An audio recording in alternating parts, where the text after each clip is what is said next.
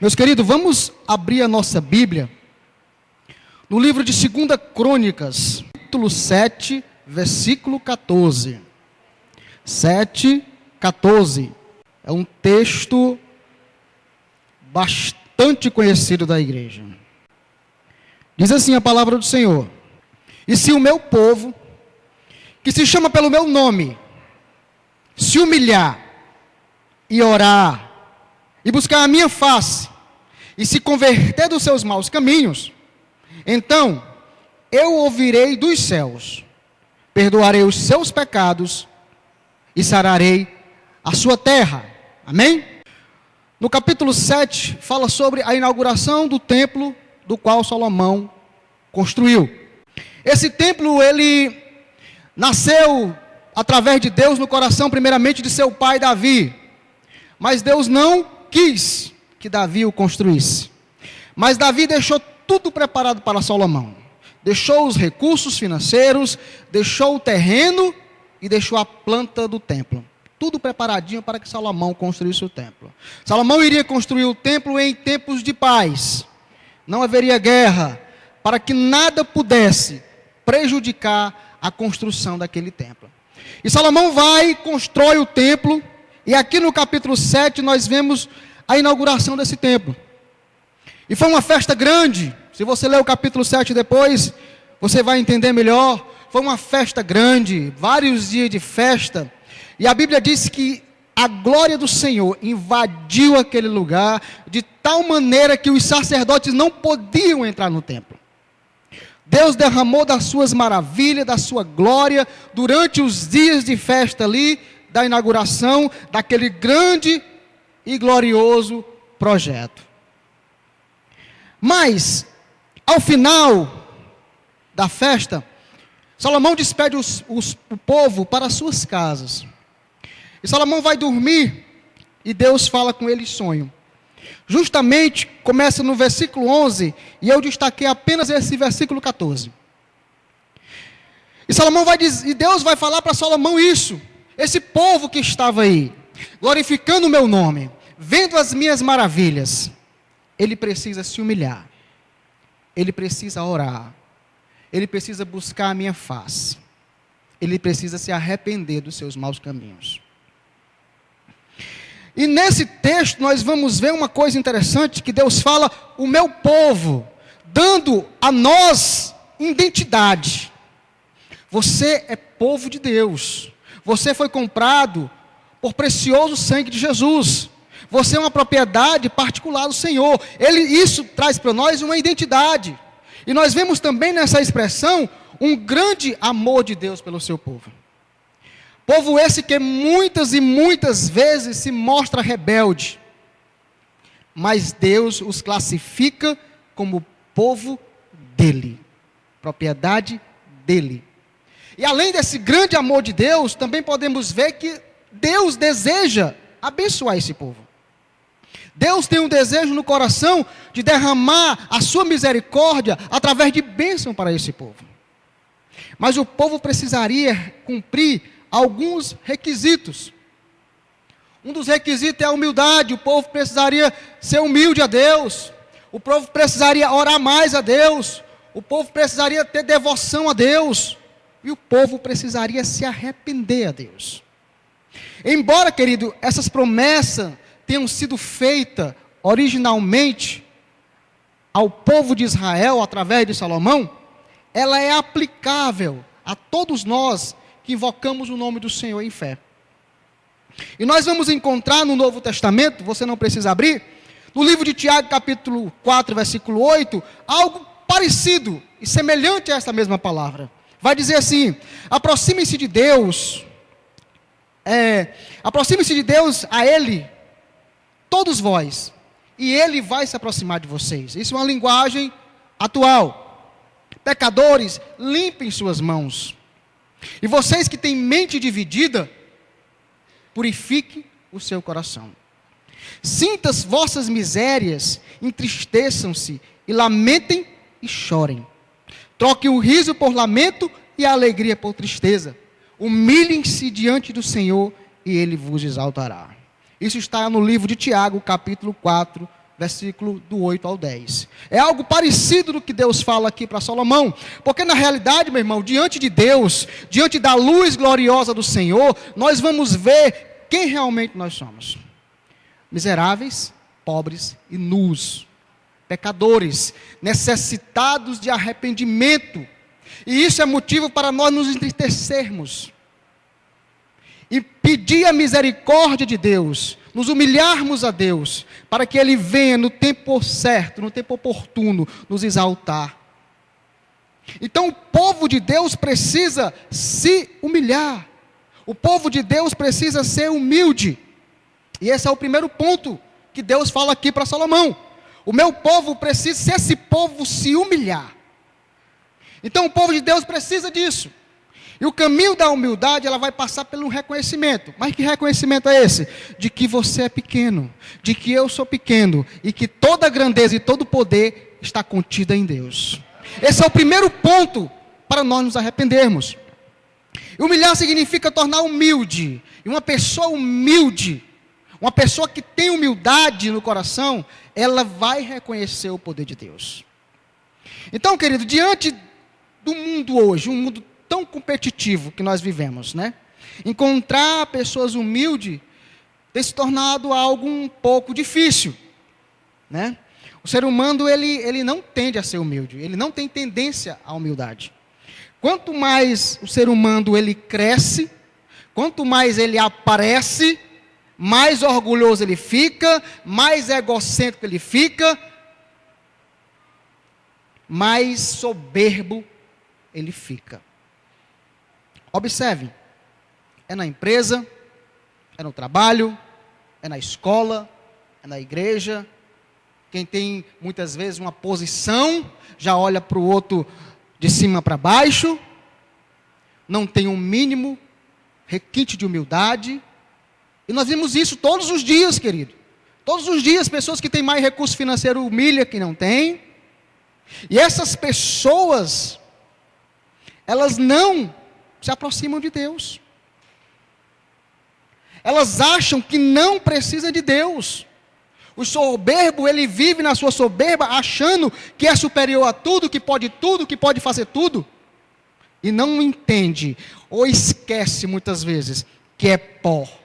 E que necessita da misericórdia de Deus. Porque a misericórdia de Deus é a causa de ele estar de pé.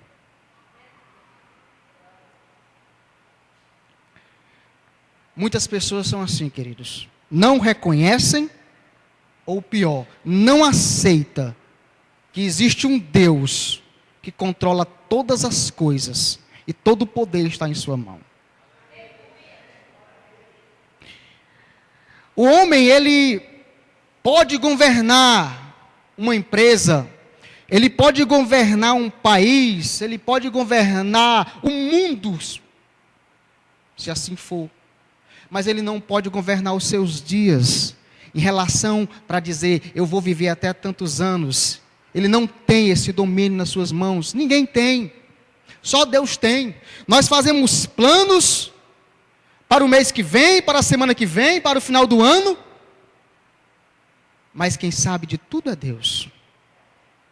Tiago, na sua carta, ele vai dizer, ele vai falar da fabilidade, da falha, do engano, do projeto humano, como é falho. Ele vai dizer, vocês que dizem que vão amanhã para outra cidade, e lá vai passar um ano, e vai ter lucro, vocês não sabem o que estão dizendo, vocês não conhecem nem a vida de vocês. O que é a vida de vocês? Vocês têm domínio do amanhã? Não. O que é que vocês deveriam dizer? Se Deus quiser, nós vamos para tal lugar, faremos isso ou aquilo. Porque tudo está no controle dele. Então o homem se engana achando que é muita coisa, quando na realidade não é nada. Não é nada. E muitos deixam esse poder subir às suas cabeças, a ponto de muitos dizerem até que Deus não existe. Né, meus irmãos? Que engano terrível. O princípio da humildade é reconhecer que há um único Deus, Senhor, Salvador, soberano, detentor de todo o poder, criador de todas as coisas, tanto das coisas que há no céu, quanto das coisas que há na terra. foi feito por Ele e para Ele e por louvor da glória dEle. Inclusive nós, inclusive eu, inclusive você. Foi feito para o louvor da glória de Deus, foi feito para louvar e engrandecer o nome do Senhor Jesus. Mas muitas pessoas não entendem isso. Mas por que a gente sofre tanto? Por que Deus permite isso? Meus queridos, o sofrimento não foi projeto de Deus para a vida do homem. Deus um dia não juntou-se com o Pai, o Filho e o Espírito Santo, né? Não juntaram-se os três a fazer bonequinhos de barro, a brincar com eles e dizer, vamos dar vida a esses bonequinhos e depois vamos maltratá-los. Não, não foi assim. Deus fez um jardim e lá colocou o homem para cultivar o jardim, com tudo que ele precisava para viver, estava ali no jardim, bem bonitinho, bem legalzinho. Assim foi feito. Mas o que foi que estragou tudo isso? O pecado. A desobediência do homem estragou tudo. Botou tudo a perder. E através desse pecado entrou no mundo a dor, o sofrimento e a morte. Então de que se queixa o homem? A Bíblia vai dizer dos seus próprios pecados, das suas próprias escolhas. É disso que nós devemos nos queixar. Então Deus fez o homem para sermos felizes. Esse foi o projeto original de Deus. Mas há pessoas que sofrem e acham que Deus esqueceu delas, acham que Deus abandonou, que Deus virou as costas, Deus não está nem aí para mim, Deus não olha para a minha vida, Deus não me ama. Mas eu quero dizer nessa noite para você que Deus lhe ama sim. Que você é raridade para Ele. Que você é um projeto único, não existe no mundo outra pessoa igual a você. Pode haver parecido. E é provado isso através da sua digital. Só quem possui essa digital sou eu, no mundo todo. Ninguém mais possui essa digital. Nem que eu fosse gêmeo, o meu irmão gêmeo, parecido comigo, igual a mim, dividido com o mesmo genoma, com a mesma característica, com a mesma cara, ele não teria a minha mesma digital. Porque eu sou projeto único nessa terra de Deus. Você é projeto único nessa terra de Deus. E você tem um valor imenso para Deus. Se engana você, se acha o contrário. É porque, querido, nós damos mais valores às coisas do que às pessoas. Isso parece uma cultura do homem. Você quer saber do seu valor diante de Deus? Eu vou lhe dar um exemplo terreno sobre isso. Existem algumas montadoras de carros, que elas fazem carros para as pessoas bilionárias por encomenda. E muitas vezes fazem 3, 4, 5 carros. E esses carros, eles são raros, porque só existe 2, 3 no mundo. E ele tem um valor altíssimo.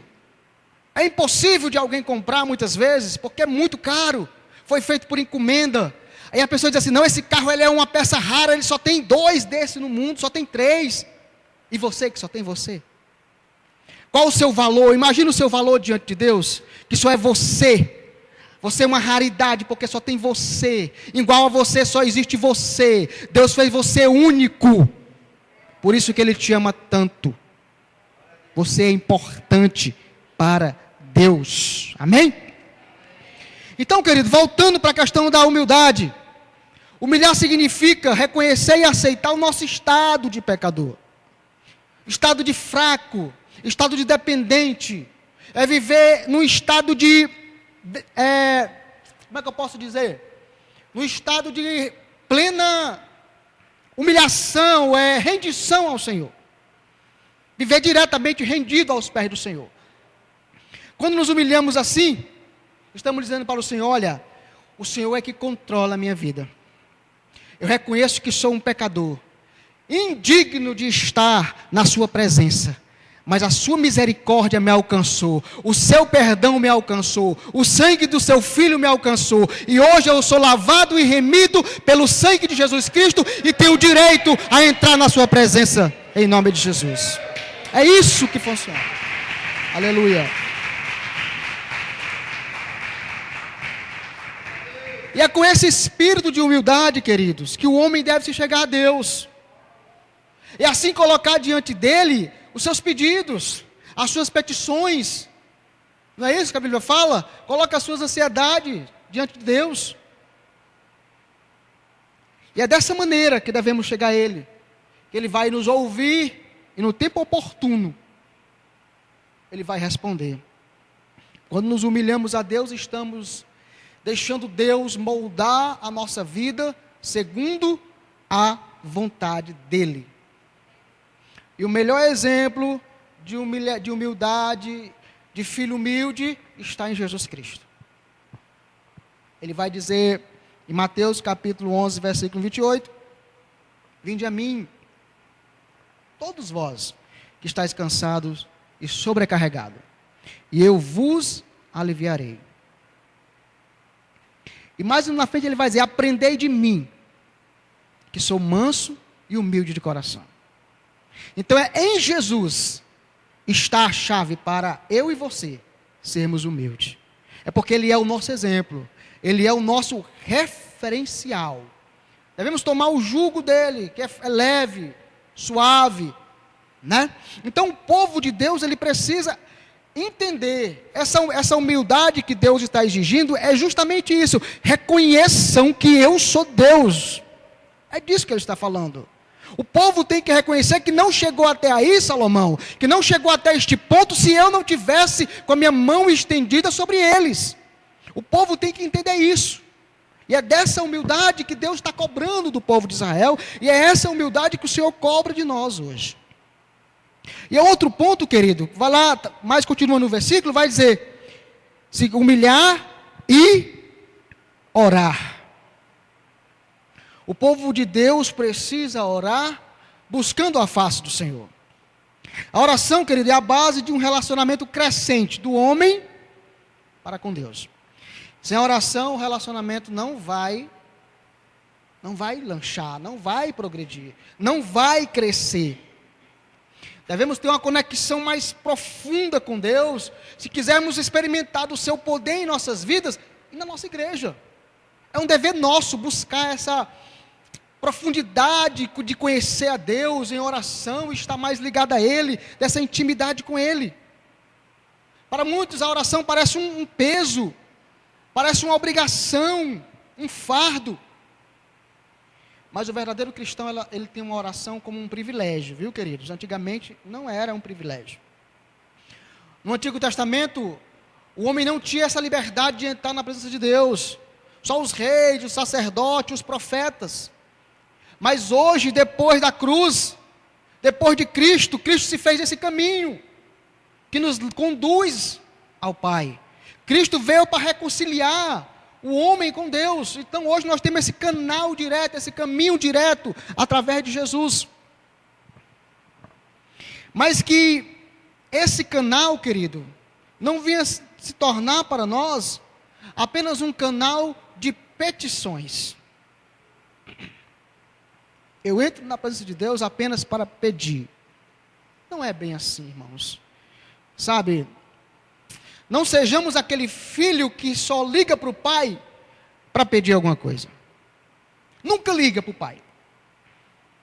Mas quando está no aperto, eu vou ligar para o pai. O pai vai ter. Aí o pai olha, está querendo alguma coisa. Então muitas vezes quando Deus vê o crente dobrar os joelhos, aí Deus vai dizer assim, o que é que você quer, meu filho? Só pode estar querendo alguma coisa, porque agradecer não é. Então esse canal com Deus é para nos socializar mais com Ele, é para trazer intimidade entre nós e Ele, e não somente para pedir, queridos, né?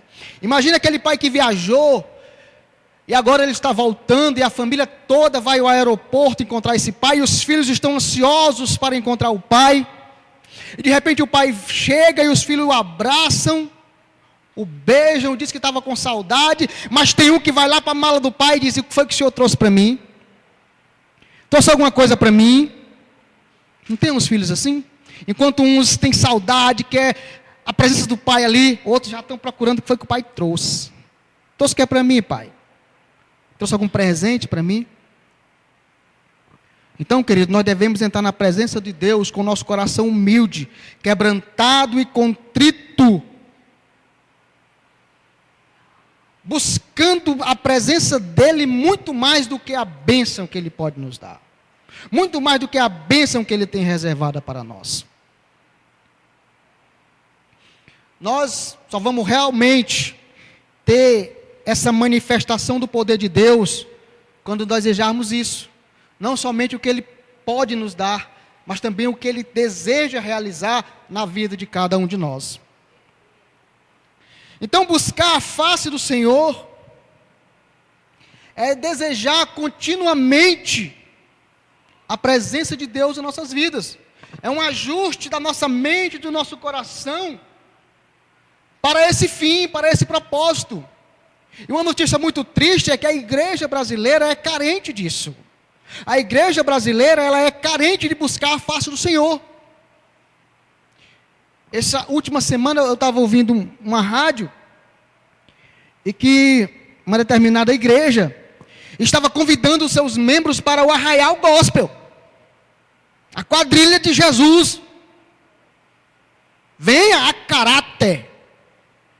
Vamos ter comida típica, vamos ter brincadeiras e depois uma palavra de Deus. Pô, meu irmão. Enquanto nós estamos passando um caos nesse país, em vez das igrejas se procurarem buscar a Deus, a sua face, para ver se Ele tem misericórdia dessa nação e derrama do seu bálsamo, do quanto nós estamos precisando de um refrigério.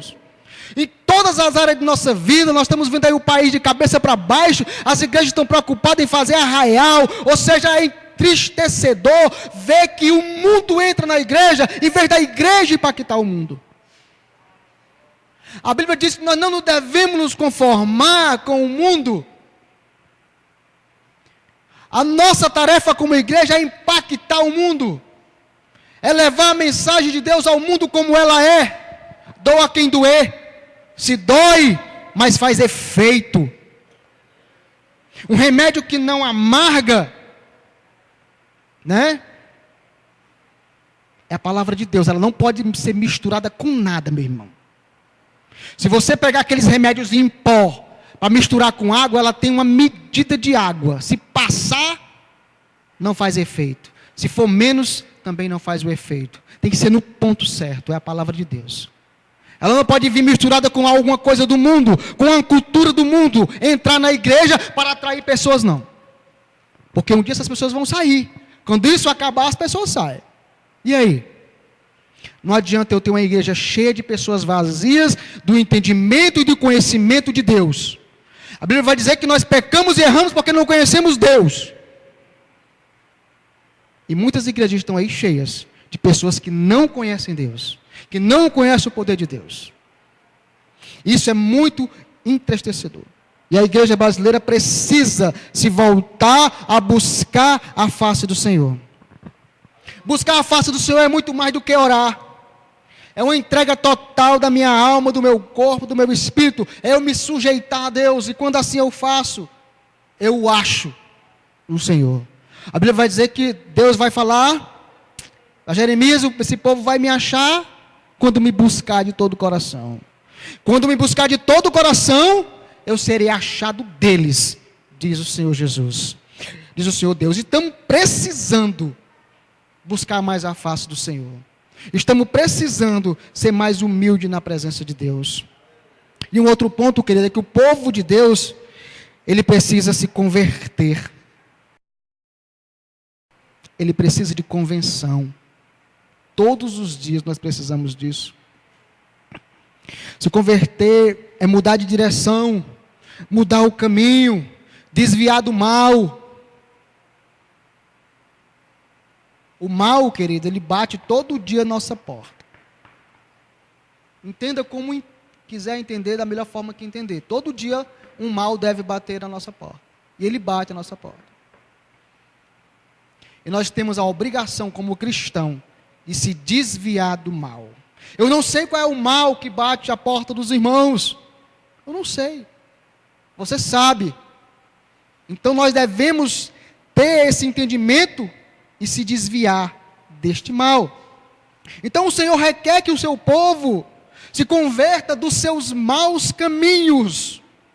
Ele deseja uma mudança de rumo do povo, uma transformação de palavras, que o povo transforme as suas palavras, suas atitudes, seus pensamentos, suas vontades, seus sentimentos.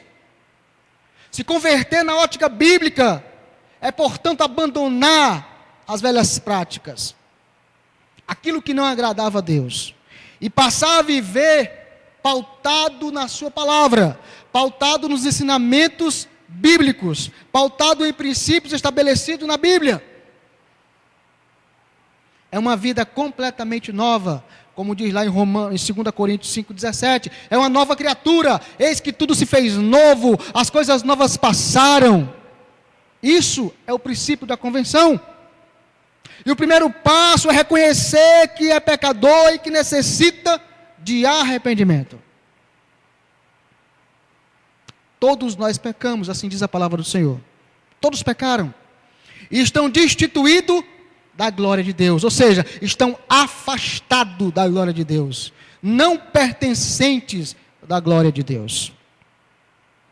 Quem diz que não peca, segundo a palavra do Senhor, é mentiroso. Que é isso, irmão? É mentiroso. Nós estamos sujeitos a pecar todos os dias. Contudo, entretanto, o pecado na vida do cristão, ele é um acidente de percurso. Ele é algo involuntário. Ele não pode ser algo planejado. Ele não pode ser algo premeditado, porque aí já é viver em pecado. E todo aquele que é nascido de Deus não peca. Não vive em pecado. É assim que a palavra diz. Então nós, nascidos de Deus, podemos até pecar, porque somos pecadores por natureza, mas pecadores lavados e remidos pelo sangue de Cristo. E o Espírito Santo vai nos orientar a nossa vida, de tal maneira que quando pecarmos, vamos nos entristecer. E rapidamente pedir perdão a Deus. Ou seja, é o pecado que involuntário, espontâneo, você não pecou. E todo dia isso acontece com a gente. Mas nós não devemos viver no pecado, nas práticas. Eu estou pecando, eu vou pecar. Não, vou pecar aqui, mas domingo eu me reconcilio. Isso é pecado voluntário, irmão. Isso é pecado premeditado. Você sabia que era pecado, você fez porque quis. Talvez você tenha até sido, e com certeza foi, constrangido pelo Espírito Santo, mas você deu lugar à tentação. Isso não deve acontecer com o verdadeiro cristão. É a nossa luta diária. Então nós só estaremos livres do pecado para sempre quando estiver no céu. Para tanto, devemos ter essa postura contínua e essa necessidade contínua de nos arrepender diante do Senhor. O arrependimento genuíno, como eu falei, ele passa pela tristeza de ter pecado e desagradado a Deus e ter entristecido o Espírito Santo. Então, quando eu peco, o meu coração vai entristecer. Eu vou sentir essa necessidade de arrependimento. Sabe? Embora que seja um pecado pequeno, porque Deus não classifica nem grande nem pequeno, tudo é pecado. Mas de repente você se ira e peca. Não porque se ira, mas porque deu lugar à ira, porque a Bíblia diz que nós devemos nos irar. Olha o apóstolo Paulo dizendo, podemos nos irar, mas não devemos pecar. Ou seja, se controle a sua ira. Muitas vezes o irmão não controla, não tem um domínio próprio e peca. Então isso entristece o Espírito Santo e devemos rapidamente recorrer a Deus pedindo perdão dos nossos pecados. Mas não basta só se arrepender. O verdadeiro arrependimento, querido, é quando nós nos arrependemos e abandonamos o erro. Não basta apenas reconhecer o erro, também é imprescindível que se deixe o pecado, que abandone o pecado, para que possamos alcançar a misericórdia do Senhor. Não basta, eu me arrependo, Senhor, me perdoa, e amanhã eu faço a mesma coisa. Eu tenho que deixar, eu tenho que abandonar, eu tenho que extirpar da minha vida tudo aquilo que porventura não agrade a Deus. A recomendação bíblica é não pequeis. não pequeis. Mas também diz, todavia, aquele que pecou, ainda existe uma esperança para ele, ainda existe a solução. Jesus Cristo, o advogado. Se você sinceramente se arrepender, Ele intercede ao Pai por você, e você receberá o perdão divino e a reconciliação com Deus. Somente através de Jesus Cristo que nós temos o arrependimento dos nossos pecados e a reconciliação com Deus. Por isso a necessidade de receber Jesus como Senhor e Salvador, nos arrependendo dos nossos pecados. Então, querido, o povo precisava disso. O povo precisava se humilhar, o povo precisava se arrepender, o povo precisava orar e buscar a face do Senhor. E o Senhor vai responder ao povo, o Senhor vai responder às atitudes do povo. Quando o povo se humilhar, quando o povo orar, buscar a minha face e se arrepender dos seus maus caminhos, o que é que diz que o Senhor vai fazer?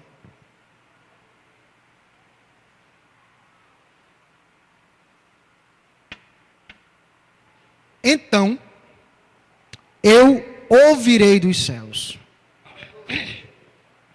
O primeiro ponto, eu ouvirei dos céus. A primeira recompensa pela atitude, pelas atitudes mencionadas acima, é ter as suas orações ouvidas e respondidas pelo Senhor. O nosso Deus, Ele responde a oração de todo aquele que o teme. Ele ouve a oração de todo aquele que o teme.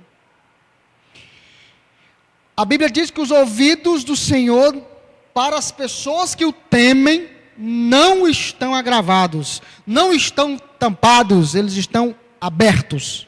Meus ouvidos estão abertos. Leia o versículo 15 aí. Agora estarão abertos os meus olhos e atentos os meus ouvidos à oração deste lugar. Este lugar, ele está se referindo ao templo. Este lugar é eu e é você hoje, porque hoje nós somos o templo e morada do Espírito Santo.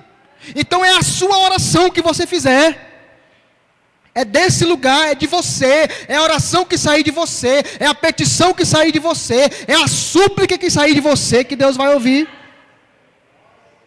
É a sua vida que agora está endireitada com o Senhor, e Ele vai passar a ouvir o seu clamor e as suas súplicas.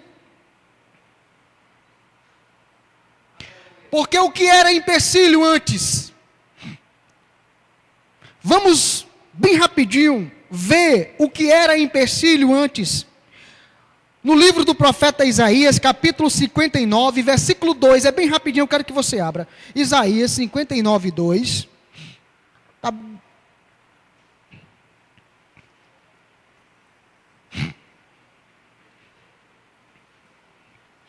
Livro de Isaías, capítulo 59, versículo 2. Olha o que diz Deus a respeito do seu povo.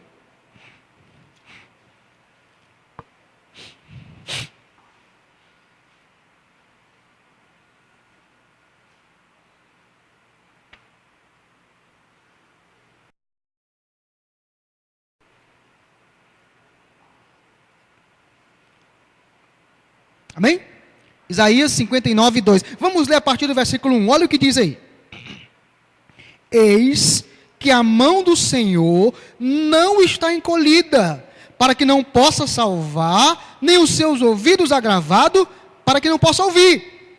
Mas as vossas iniquidades fazem divisão entre vós e o vosso Deus, e os vossos pecados encobrem o rosto de vós, para que não vos ouça. O empecilho são os nossos pecados. O empecilho de Deus ouvir as nossas orações são os nossos pecados. Mas agora nós nos arrependemos, nos humilhamos, nos convertemos. Deus perdoa os nossos pecados e os nossos pecados estão apagados e não há mais empecilho para que Deus possa ouvir as nossas orações. desse lugar que se chama igreja, dessa igreja que é você. Amém? Então Deus é um Pai amoroso, Ele que está sempre pronto para abençoar seus filhos, dar dádiva aos seus filhos. Portanto, o filho obediente ao Pai, esteja certo de que o Senhor, no tempo certo, responderá às suas orações. Basta você aguardar e confiar. A Bíblia diz que Deus trabalha em favor de todo aquele que nele espera. Então aguarda mais um pouquinho aí, que o Senhor vai te abençoar. Isso é promessa de Deus. Então, queridos, um outro ponto, voltando lá para Crônicas 7, 14. Um outro ponto aí é que Deus vai perdoar os pecados. Ele diz: ouvirei dos céus e perdoarei os seus pecados. A segunda resposta do Senhor seria o perdão para o povo. A Bíblia ela está repleta de exemplos do perdão de Deus, tanto para o povo de Israel, como para qualquer pessoa que o invocasse, que suplicasse pelo seu perdão. Não há pecado que Deus não possa perdoar. Muitas vezes nós nos achamos tão pecadores, mas tão miseráveis, e que diz: rapaz, eu pequei tanto, eu fiz tanta coisa ruim, eu já fiz isso, já fiz aquilo, mas que Deus não me perdoa, não. Porque nós achamos que a humanidade, a sociedade, muitas vezes não nos perdoa por algo que a gente fez, mas o Senhor perdoa todo e qualquer tipo de pecado, o mais horrendo que ele seja. Basta que você confesse e se arrependa, Ele está pronto para perdoar todo e qualquer tipo de pecado. Não há nenhum pecado que Jesus não possa perdoar, que o sangue dele não possa apagar. Olha o que a Bíblia diz, olha, em Isaías 1,18 vai dizer assim: ainda que os vossos pecados sejam como a escarlate, se tornarão brancos como a neve. Ainda que sejam vermelhos como o carmesim, se tornarão brancos como a mais branca lã. Querido, escarlate e carmesim são tons de vermelho fortíssimo. E a palavra de Deus dá isso como exemplo, que não importa a qualidade do pecado, o tipo de pecado, Deus tem poder para perdoar pecados. E por várias vezes Jesus, nos evangelhos, você pode encontrar dizendo: olha, os teus pecados foram perdoados. As pessoas vinham para ele para ser curado, e ele não vai dizer seja curado, não. Muitas vezes ele diz: perdoados estão os teus pecados. Porque o pecado na vida do homem, ele traz doença, males para a alma, para o corpo e para o espírito. E Jesus, ele perdoa pecados, ele apaga pecado com o seu sangue. Somente através do sangue de Cristo nós somos perdoados dos nossos pecados. Se você pecar contra Deus, creia, se confessar os pecados, Ele é fiel e justo para perdoar e ainda limpar você de toda injustiça que você tenha feito. É isso, a nossa confiança está em Jesus Cristo, nas promessas de Jesus Cristo. Então nós vamos lá ver o que mais Deus ia fazer para esse povo. Ouvirei dos céus, perdoarei os seus pecados e sararei a sua terra. A terceira e última resposta divina a respeito das atitudes do homem é que Deus ia sarar a terra. Aqui nós vemos como Deus ia trazer sustento para o povo. Nós sabemos que o projeto prioritário de Deus para o homem é a salvação da alma. Mas o Senhor também está preocupado com o nosso sustento, com as nossas necessidades. O Senhor sabe que nós necessitamos nos alimentar, nós necessitamos de um canto para morar, nós necessitamos de algo para nos vestir, e Ele está disposto a suprir todas essas nossas necessidades. No caso de Israel, a sua sobrevivência dependia da chuva que regasse a terra para que se produzisse o fruto, tanto para o homem quanto para os animais. Então Deus diz a Salomão que se o povo abandonasse os seus maus caminhos, Deus o abençoaria, tornando a terra fértil, dando chuva para que a terra pudesse produzir o seu fruto e o pão do povo estivesse disponível, que não houvesse escassez. O pão do povo estava garantido.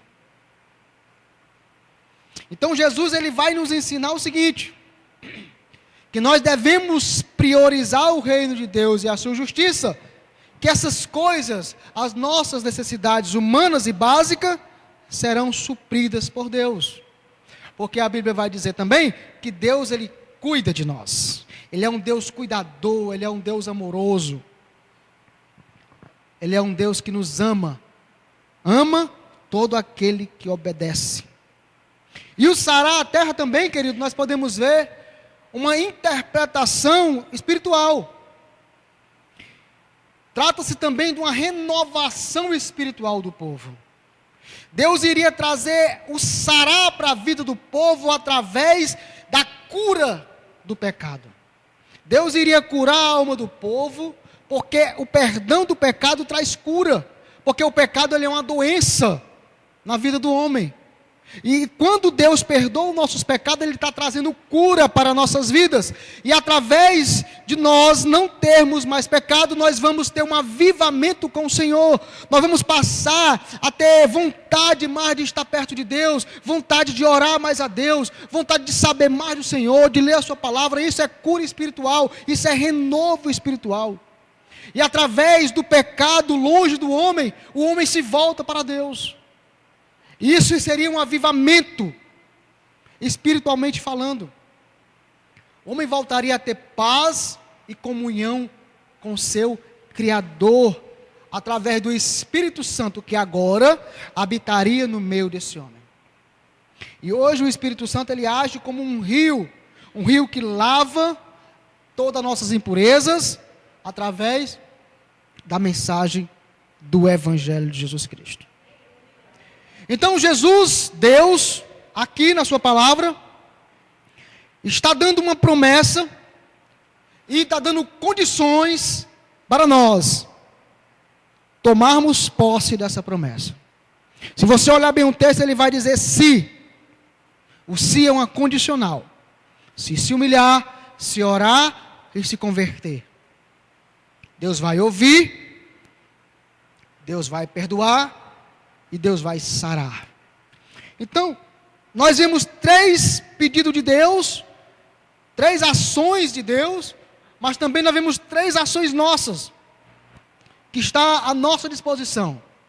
Então, só depende de nós, só depende da nossa vida, só depende da nossa disposição como povo de Deus, atender a voz do Senhor. Atender o que Ele pede em sua palavra. Você pode sair daqui muito bem, obrigado, mas se você não colocar em prática a palavra do Senhor, se eu não colocar em prática a palavra do Senhor, de nada vai adiantar. De nada vai adiantar.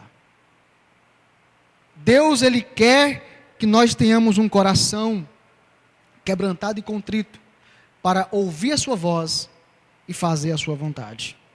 Embora o texto bíblico aqui, querido, tenha sido dirigido para Israel e seu povo, para Salomão e o povo de Israel, hoje nós somos considerados o Israel espiritual de Deus, porque Jesus abriu as portas da salvação para todo mundo, não só mais para um povo restrito, não só mais para o povo judeu, mas todo aquele que invocar o nome do Senhor será salvo.